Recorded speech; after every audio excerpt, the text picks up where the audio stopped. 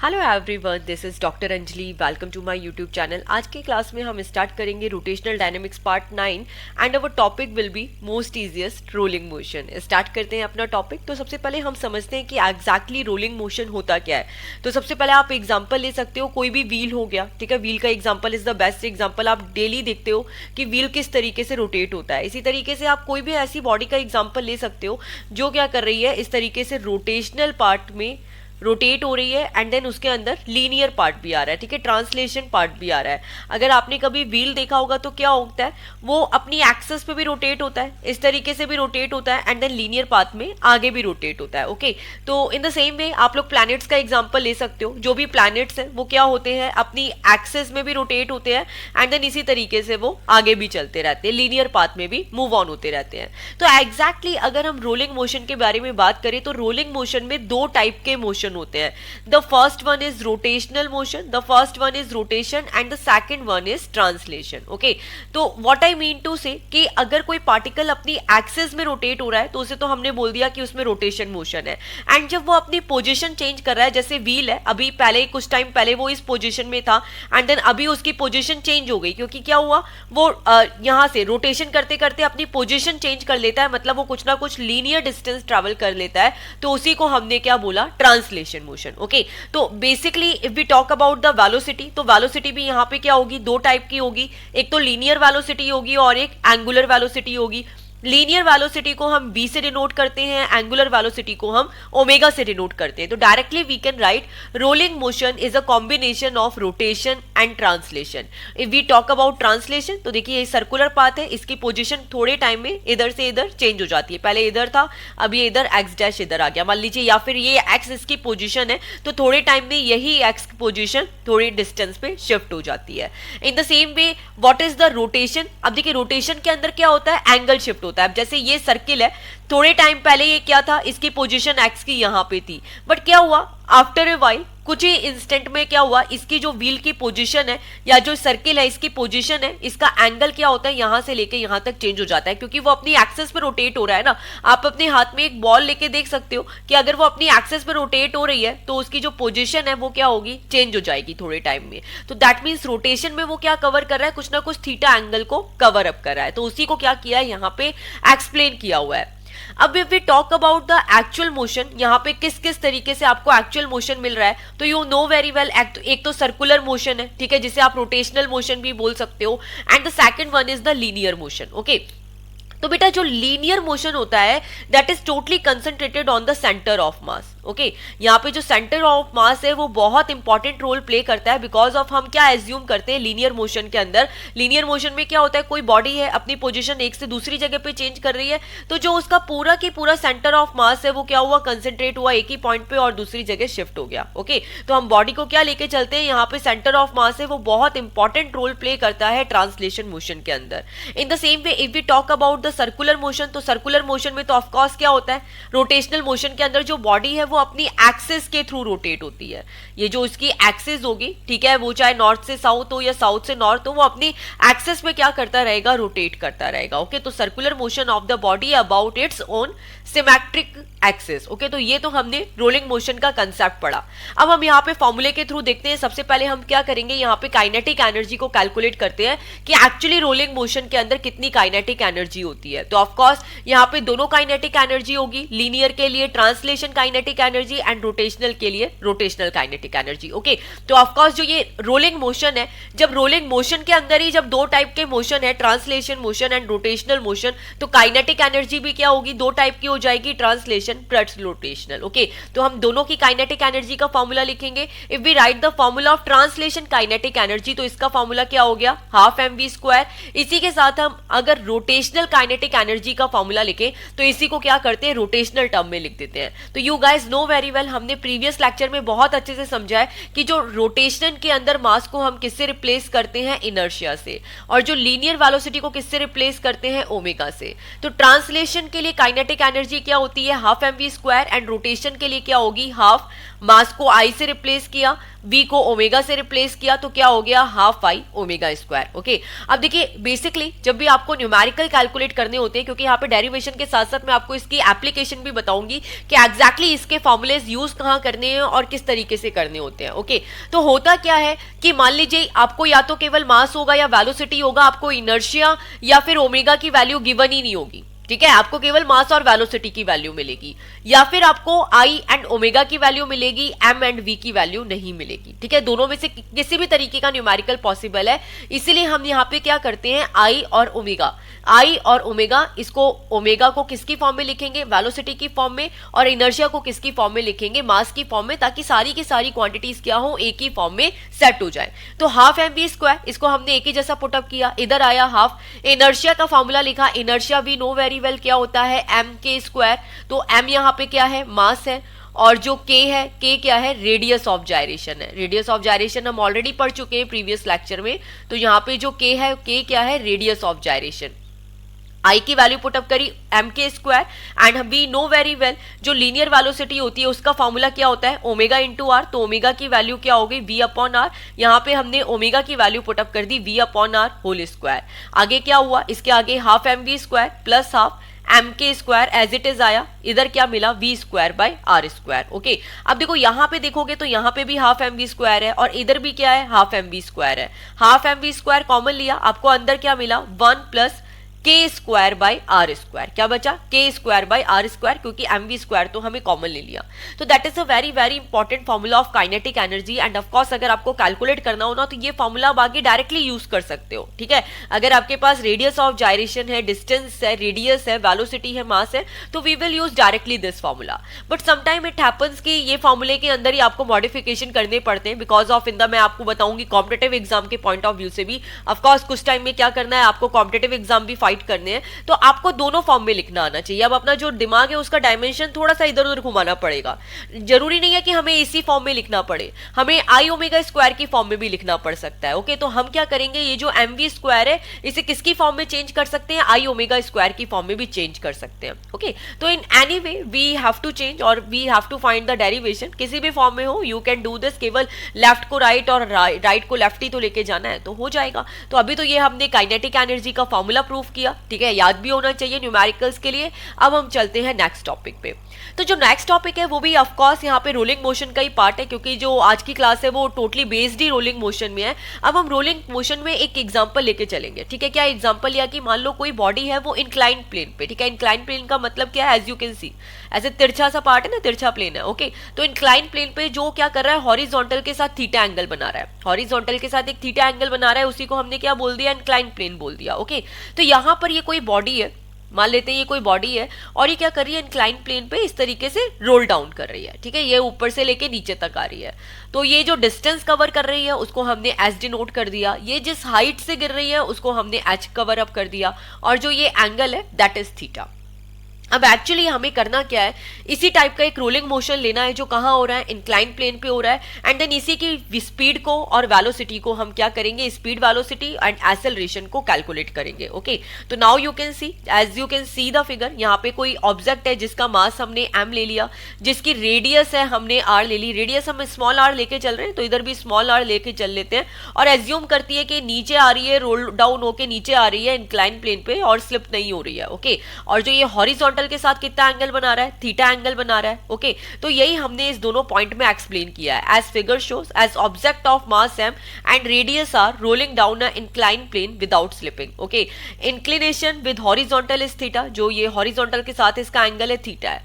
अब the very very important thing, अब देखो बेटा आपको ये चीज बहुत अच्छे से पता है कि जब भी कोई बॉडी हाइट पे होती है तो उसमें पोटेंशियल एनर्जी होती है, और जब वो ऊपर से नीचे गिरती है तो जो ये पोटेंशियल एनर्जी है किसमें चेंज हो जाती है, काइनेटिक एनर्जी पे। ऊपर की साइड क्या होती है, हाइट पे पोटेंशियल, ऊपर से नीचे आएगी तो इसके पास क्या होगी, काइनेटिक एनर्जी, ठीक है। तो अभी क्या है, ये एक पर्टिकुलर हाइट पे है, एच हाइट पे है, तो यहाँ पे क्या होगा, इसके पास बॉडी के पास पोटेंशियल एनर्जी, और ये जैसे जैसे जैसे जैसे नीचे होके आएगी ये किस में कन्वर्ट हो जाएगी, काइनेटिक एनर्जी पे कन्वर्ट हो जाएगी। अब पोटेंशियल एनर्जी का आपको फॉर्मूला पता है क्या होता है, mgh होता है कि नहीं होता है, तो हमें भी यहाँ पर यही करना है, वेलोसिटी कैलकुलेट करनी है, बट हम केवल एक ही कंसेप्ट लेके चलेंगे कि यहाँ पे पोटेंशियल एनर्जी किस में कन्वर्ट हो रही है, काइनेटिक एनर्जी में कन्वर्ट हो रही है। तो as you can see, as object start rolling, potential energy is converted into kinetic energy. Potential energy किसमें कन्वर्ट होगी? काइनेटिक एनर्जी पे। पोटेंशियल एनर्जी का फॉर्मूला क्या है? mgh। काइनेटिक एनर्जी हमने अभी प्रूव किया है, हाफ mv स्क्वायर ब्रैकेट में 1 + k square by r square. तो एज इट इज हमने यहाँ पे क्या किया? काइनेटिक एनर्जी की वैल्यू लिख दी। अब वी नो वेरी वेल कि एग्जैक्टली क्या हो रहा है, पोटेंशियल एनर्जी काइनेटिक एनर्जी में कन्वर्ट हो रही है। तो जैसे जैसे नीचे आएगी तो ऑफकोर्स ये जो पूरी पोटेंशियल एनर्जी है वो किसमें चेंज हो जाएगी? काइनेटिक एनर्जी पे। तो एग्जैक्टली वी कैन से कि जो काइनेटिक एनर्जी है टोटल किसके इक्वल है? पोटेंशियल एनर्जी के इक्वल है। तो हमने क्या किया, यहाँ पे काइनेटिक एनर्जी को पोटेंशियल एनर्जी के इक्वल पुट अप कर दिया। तो you can C half mv square bracket में 1 + k square by r square किसके इक्वल हो गया? mgh के इक्वल हो गया। अब जो चीजें कैंसिल आउट हो रही है उसको कैंसिल आउट करेंगे और यहाँ से वेलोसिटी की वैल्यू को कैलकुलेट कर लेंगे। तो m से m कैंसिल आउट हो गया, ये 2 इधर गया क्रॉस मल्टीप्लाई पे, तो ये हो गया 2gh। 1 + k square by r square नीचे आ गया, ठीक है। और ये जो v स्क्वायर है तो यहाँ पे ऑफकोर्स अगर स्क्वायर हटाएंगे तो क्या आ जाएगा? अंडर रूट आ जाएगा। तो यहां से हमने क्या किया? वेलोसिटी की वैल्यू पुट अप कर दी, कितनी आई? √2gh divided by 1 + k square by r square. Okay, तो ये हमें यहाँ पे वेलोसिटी का फॉर्मूला मिल गया। अब हमें करना क्या है? हमें इंक्लाइन प्लेन के लिए दोनों चीजें कैलकुलेट करनी है, हमें वेलोसिटी भी कैलकुलेट करनी है, हमें एक्सेलरेशन भी कैलकुलेट करना है। अभी तक हमने क्या किया है? केवल वेलोसिटी को कैलकुलेट किया है और यू कैन से स्पीड को कैलकुलेट किया है, क्योंकि लीनियर पाथ है ना, speed and velocity both will be same. तो there is no worry about this. यहाँ पे हम स्पीड चलो बोलो चाहे वेलोसिटी बोलो, both are the same thing. But अगर आपको एक चीज ध्यान रखना है कि अगर यहाँ पे फ्रिक्शन नहीं हो रहा है, अगर यहाँ पे फ्रिक्शन नहीं हो रहा है तो ये जो नीचे वाली टर्म है ना 1 + k square by r square, आप इसको 1 लेके चलोगे तो आपका विदाउट फ्रिक्शन वेलोसिटी क्या हो जाएगी? √2gh। इस चीज को आपको ध्यान रखना है। तो अभी हमने केवल एक पार्ट किया है, हमने किसको प्रूव कर दिया? वेलोसिटी के फॉर्मूले को प्रूव कर दिया। वैल्यू आपको याद होनी चाहिए, ठीक है। काइनेटिक एनर्जी क्या है ये याद होना चाहिए, पोटेंशियल एनर्जी याद होना चाहिए, वेलोसिटी याद होना चाहिए। अब हम करेंगे एक्सेलरेशन। तो देखो एक्सेलरेशन के लिए हम क्या करेंगे? Again we will take a figure. Okay, तो हमें ये पता है कि एस डिस्टेंस कवर कर रहा है, यहाँ से थीटा एंगल बना रहा है, एच हाइट पे है। ओके, ये जो बॉडी है मास एम है ये एच हाइट पे है। तो basically we know very well according the formula Pandit Badri Prasad हर हर बोले, जो मैं हमेशा आप लोगों को समझाती हूँ, इसे भी आप लोग सॉल्व कर सकते हैं अगर आपको डायरेक्टली लिखने में प्रॉब्लम होता है। तो ये क्या है? P is perpendicular, B is base, P is perpendicular, H is hypotenuse, B is base. तो ये हो गया आपका साइन कॉस 10। देखिए जो पहले वाली टर्म है ये हो गई साइन, दूसरी वाली टर्म हो गई कॉस, थर्ड वाली टर्म हो गई टेन। तो साइन क्या हो गया? Perpendicular upon hypotenuse. क्या हो गया? Perpendicular upon hypotenuse. तो यहाँ पे परपेंडिकुलर क्या है? h एंड हाइपोटेनस क्या है? s। तो h अपॉन s क्या हो गया? Sine theta. In the same way base upon hypotenuse क्या हो जाएगा? Base upon hypotenuse is cos theta. तो हमें केवल अभी क्या चाहिए था? यहाँ पे s चाहिए था, तो हमने क्या किया? यहाँ से h अपॉन s लिख लिया, कितना है? साइन थीटा है। ओके, तो देखो इसको लिया क्यों लिया है? क्योंकि अब हमें क्या करना है? एक्सेलरेशन कैलकुलेट करना है। और एक्सेलरेशन कैलकुलेट करने के लिए हम कौन से फॉर्मूले की हेल्प लेंगे? न्यूटन्स थर्ड लॉ की, v² - u² equal to 2as। Okay, किसकी हेल्प लेंगे? v² - u² equal to 2as। You all know very well क्या है? न्यूटन थर्ड लॉ है। अब अगर कोई पार्टिकल, अब यहाँ पे थोड़ा सा दिमाग लगाना है कि आपको वेलोसिटी तो आती है, वेलोसिटी का फॉर्मूला तो आप लोगों ने अभी प्रूव किया है। कौन सा फॉर्मूला प्रूव किया है वेलोसिटी का? Previously you can C √2gh divided by 1 + k square by r square. v मुझे पता है। अब देखो कोई ऑब्जेक्ट जब यहाँ पर है, अपनी स्टेशनरी पोजीशन पे है, जब उसने रोल डाउन करना स्टार्ट नहीं किया तो इनिशियल वेलोसिटी क्या हो जाएगी? 0 हो जाएगी। तो इसलिए हम यहाँ पे u की वैल्यू क्या लेके चलते हैं? 0 लेके चलते हैं। v की वैल्यू हमने प्रूव की और ये किसके इक्वल हो गया? 2as के इक्वल हो गया। तो यहाँ से हम क्या कर सकते हैं? एक्सेलरेशन कैलकुलेट कर सकते हैं। तो एक्सेलरेशन कैलकुलेट करने के लिए हम कौन से फॉर्मूले की हेल्प लेंगे? v² - u² equal to 2as। हमने v की वैल्यू पुटअप कर दी, u की वैल्यू पुटअप कर दी 0 एंड इक्वल में लिया 2as। अब हम यहाँ पे क्या करते हैं? s की वैल्यू को भी पुटअप कर सकते हैं। तो एज यू कैन सी सबसे पहले v की वैल्यू पुटअप करी, √2gh divided by 1 + k square by r square. अब यहाँ पे क्या है? v स्क्वायर है तो अंडर रूट हट जाएगा, अंडर रूट हटते क्या हो गया? 2gh upon 1 + k square by r square. u की वैल्यू क्या पुटअप कर दी? 0, तो क्या हो गया? -0 इक्वल टू 2as। ओके, अब हम क्या करते हैं? यहाँ पे s की वैल्यू भी पुटअप कर देते हैं। तो यहाँ पे आपको s की वैल्यू क्या मिलेगी? h अपॉन s क्या है? Sine theta. थीटा है, तो एस की वैल्यू क्या मिल गई, एच अपॉन साइन थीटा। तो नेक्स्ट स्टेप में हमने क्या किया, एस की वैल्यू पुटअप कर the H upon sine theta. इस फिगर से हमने प्रूव कर दिया, क्या प्रूव कर दिया, H upon sine theta is S, तो यहाँ पे आ गया एच अपॉन साइन थीटा। अब देखते हैं कौन कौन सी टर्म्स कैंसिल हुई है। यहाँ पे 2 से 2 कैंसिल आउट हो गया, एच से एच कैंसिल आउट हो गया, हमें केवल एक्सेलरेशन चाहिए, तो ये क्या हो गया, साइन थीटा यहाँ डिवाइड में, इधर गया तो मल्टीप्लीकेशन में हो गया, जी साइन थीटा, एंड नीचे क्या बचा, 1 plus K square by R square. तो ये हमने कौन सा फॉर्मूला प्रूव कर दिया, एक्सेलरेशन का फॉर्मूला प्रूव कर दिया। तो वंस अगेन अगर आपको एक्सेलरेशन विदाउट फ्रिक्शन कैलकुलेट करना है तो ये जो 1 plus K square by R square वाली टर्म है ये 1 के इक्वल हो जाएगी, और एक्सेलरेशन विदाउट फ्रिक्शन आपको किसके इक्वल मिलेगा, जी साइन थीटा के इक्वल मिलेगा। ओके, तो इस तरीके से आप लोगों को इसका डेरिवेशन करना है।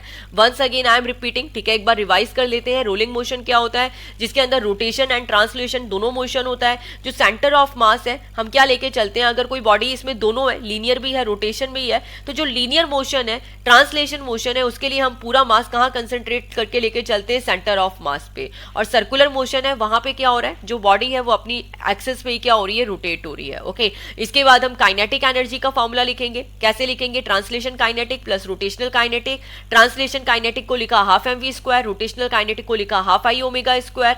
आई की वैल्यू पुटअप करी एम के स्क्वायर, ओमेगा की वैल्यू पुटअप करी वी बाय आर। ठीक है, आगे सॉल्व किया, आपको क्या मिला, half M V square plus half M K square V square by R square. Half M V square को कॉमन लिया, अंदर के आया 1 plus K square by R square. इस काइनेटिक एनर्जी के फॉर्मूले की हेल्प लेके हम क्या कैलकुलेट करते हैं, एक्सेलरेशन एंड स्पीड दोनों को इंक्लाइन प्लेन के लिए। एक इंक्लाइन प्लेन है, कोई भी बॉडी है, मास एम है, ये क्या करती है, एस डिस्टेंस कवर करती है और हॉरिजॉन्टल के साथ कितना एंगल बनाती है, थीटा एंगल बनाती है। ओके, तो काइनेटिक एनर्जी का फॉर्मूला हमने अभी प्रूव किया। यहाँ पे हम क्या लेके चलते हैं, पोटेंशियल एनर्जी का फॉर्मूला भी क्यों लेके चलते हैं, क्योंकि बॉडी हाइट पे है, हाइट पे है तो उस पे क्या होगी, पोटेंशियल एनर्जी होगी, और ये पूरी की पूरी पोटेंशियल एनर्जी किस में कन्वर्ट हो जाएगी, काइनेटिक एनर्जी पे। तो ये mgh किसके इक्वल हो गया, half M V square bracket में 1 plus K square by R square. जो टर्म्स कैंसिल आउट कर रही है, कैंसिल आउट कर दी, v की वैल्यू क्या मिली, अंडर रूट में 2gh divided by 1 plus K square by R square. और अगर ये वेलोसिटी विदाउट फ्रिक्शन है, कोई फ्रिक्शन नहीं है, तो आपको वेलोसिटी कितनी मिल गई, अंडर रूट में 2gh। ओके, अब हमें क्या करना है आगे, अब हमें क्या करना है आगे, एक्सेलरेशन कैलकुलेट करना है। एक्सेलरेशन कैलकुलेट करने के लिए कौन से फॉर्मूले की हेल्प ली, V square minus U square equal to 2as। v की वैल्यू पुटअप कर दी, पहले जो हमने सॉल्व किया, under root 2gh 1 plus K square by R square. u की वैल्यू 0 पुटअप करी, s की वैल्यू क्या पुटअप करी, h अपॉन साइन थीटा। आगे आप सॉल्व करोगे तो आपको इसमें एक्सेलरेशन की वैल्यू मिल जाएगी, और विदाउट फ्रिक्शन एक्सेलरेशन कितना होगा, g साइन थीटा। तो इस तरीके से हमें इसकी डेरिवेशन करनी है। अब इसके बाद बुक में कुछ बहुत इंपॉर्टेंट रिमार्क दिए जो न्यूमेरिकल सॉल्व करने के लिए बहुत जरूरी है। ओके, तो नॉर्मली हम लेके क्या चलते हैं कि देखो बार बार फॉर्मूले में आ रहा है, जैसे अगर मान लो आपको एक्सेलरेशन कैलकुलेट करना है या फिर वेलोसिटी कैलकुलेट करनी है, तो देखो यहाँ पे क्या होगा, जो वेलोसिटी का फॉर्मूला है that is under root 2gh 1 plus divided by 1 plus K square by R square. In the same way acceleration का फॉर्मूला लेंगे तो that is G sine theta, और क्या आ गया नीचे 1 plus K square by R square. तो जो ये k बाय आर है that is a very very important parameter, के स्क्वायर बाय आर स्क्वायर। तो हम इसको किस तरीके से सॉल्व करते हैं, न्यूमेरिकल्स में केवल एक एग्जांपल लेके चल रही हूँ कि जो इनर्शिया का फॉर्मूला होता है, अगर आप सॉलिड स्फीयर के लिए लेके चलो तो क्या होता है 2/5 mr स्क्वायर। इसको what I can put M K square. तो यहाँ से आपको क्या मिलेगा, k बाय आर का जो रेशियो है वो मिल जाएगा। तो के स्क्वायर बाय आर स्क्वायर कितना हो गया, 2/5। तो इस तरीके से हम लोग क्या कर सकते हैं, k बाय आर स्क्वायर को कैलकुलेट कर सकते हैं। Okay, in the same way hollow sphere का एग्जांपल लोगे तो भी कैलकुलेट कर लोगे। अब कभी आपको लेकिन ऐसा रेशियो निकालना हो ना, ट्रांसलेशन एनर्जी का, रोटेशनल एनर्जी का, तो काइनेटिक एनर्जी का, तो कैसे निकालोगे, तो जैसे हम इसी का ही एग्जांपल लेके चलते हैं, ठीक है, होलो स्फीयर का। तो होलो स्फीयर के अंदर k बाय आर का रेशियो कितना आया, 2/3। तो जो हम यहाँ पे ट्रांसलेशन काइनेटिक एनर्जी है वो तो क्या लेके चलेंगे, 1 लेके चलेंगे।